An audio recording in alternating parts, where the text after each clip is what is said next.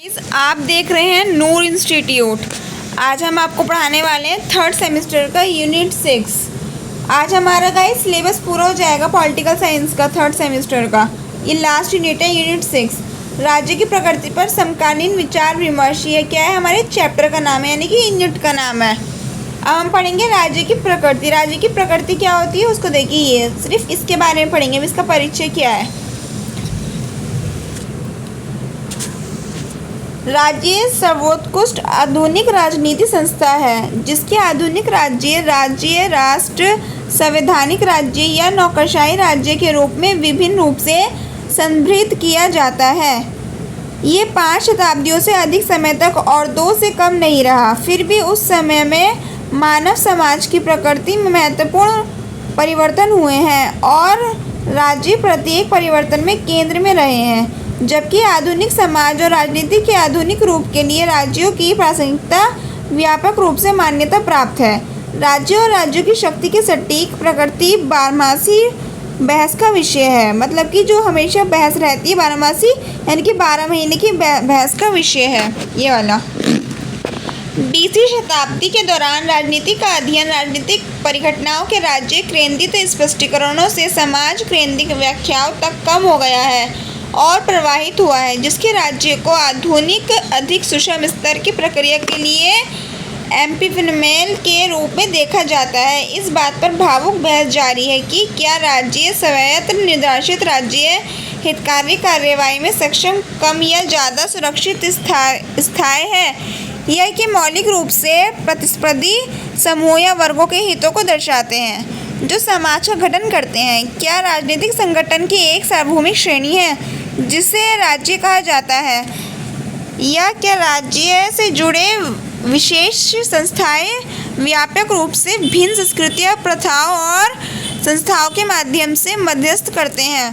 भाषा और कानून के माध्यम से राज्यों को कैसे प्रभावित और निर्मित किया जाता है, और क्या ये चित्र और प्रवचन सत्ता की संरचनाओं को पुनः प्रवेश करते हैं जो लगातार दूसरों की कीमत पर कुछ समूह का पक्ष लेते हैं। मतलब कि दूसरों की सूरत पर, यानी कि दूसरों की कीमत पर, दूसरों के लिए हम समूह लेते हैं, यानी कि दूसरों के लिए हम ग्रुप्स बनाते हैं।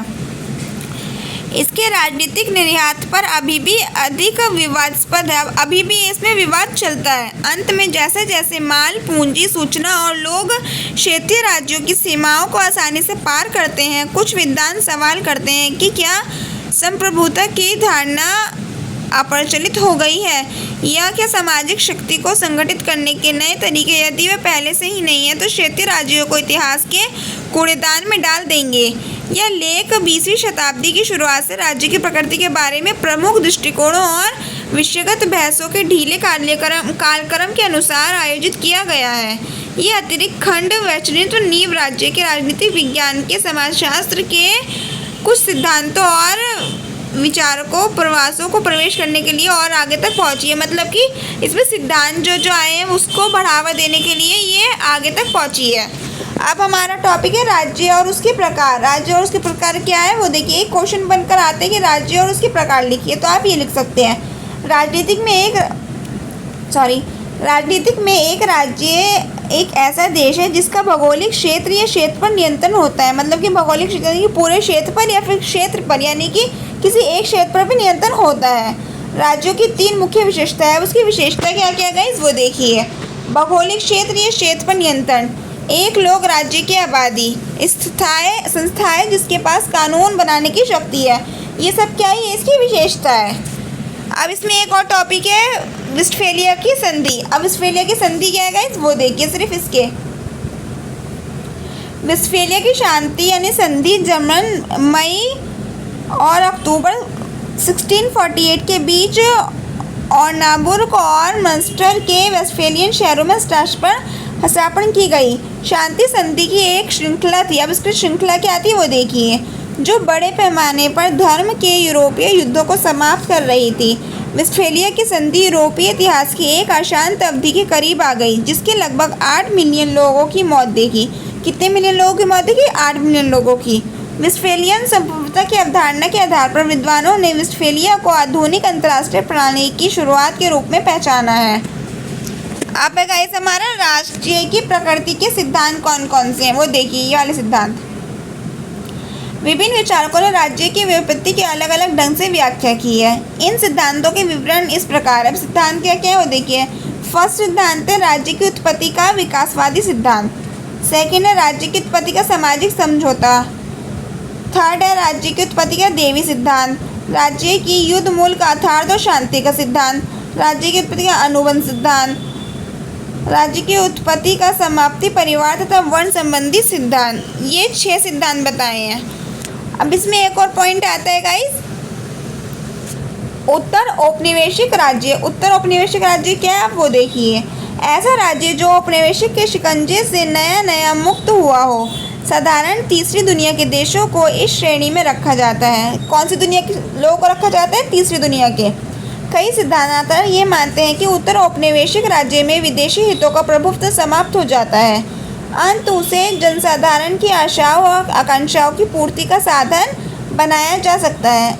उत्तर औपनिवेशिक राज्यों में लोगों की नई मांगों और आशाओं के कारण जो नए द्वंद्व पैदा हुए हैं उन्हें शांत करने के लिए आर्थिक विकास पर ध्यान देना आवश्यक है। मतलब कि जो जैसे कि लोग आए उनकी नई नई इच्छाएं हुई कि हमें ये चाहिए, तो इससे क्या होगा? पैसे लगेंगे, तो आर्थिक विकास कम होगा। आर्थिक विकास पर ध्यान देते हुए उनकी आवश्यकता है। उत्तर औपनिवेशिक राज्यों में राजनीतिक नेतृत्व का चरित्र भी बहुत ऊंचा नहीं रहा। जो राजनीतिक स्वाधीनता आंदोलन के दौरान कंधों से कंधा मिलाकर विदेशी ताकत से लड़े थे, अब वह और उनके उत्तराधिकारी सत्ता के पदस्थापना में नए पूंजीपति वर्ग की सहायता पर आश्रित हो जाते हैं। यहाँ तक कि कुछ लोग राजनीतिक अपराध लोग से सहायता लेने में भी संकोच नहीं करते। नया पूंजीपति वर्ग कई गुटतंत्रों से साठगांठ करके अपनी शक्ति सिद्ध कर लेता है। यानी कि जो गुट बनते हैं उसमें अपनी साठगांठ करके अपनी शक्ति मजबूत कर लेता है और नव उपनिवेशवादी का जाल फैलाकर उसका शोषण करता है। उत्तर औपनिवेशिक राज्य में जनसाधारण की स्वतंत्रता के नए खतरे और नई समस्याएं पैदा हो जाती हैं। उन्हें सुलझाए बगैर उसकी स्वाधीनता का सार्थक नहीं किया जा सकता। अंत विकासशील देशों में राजनीतिक प्रक्रिया को राजनीतिक सहभागिता की संदर्भ में मजबूत किया जाना चाहिए। अब है हमारा नेक्स्ट टॉपिक, इसमें सुरक्षा स्थिति। अब सुरक्षा स्थिति क्या है वो देखिए।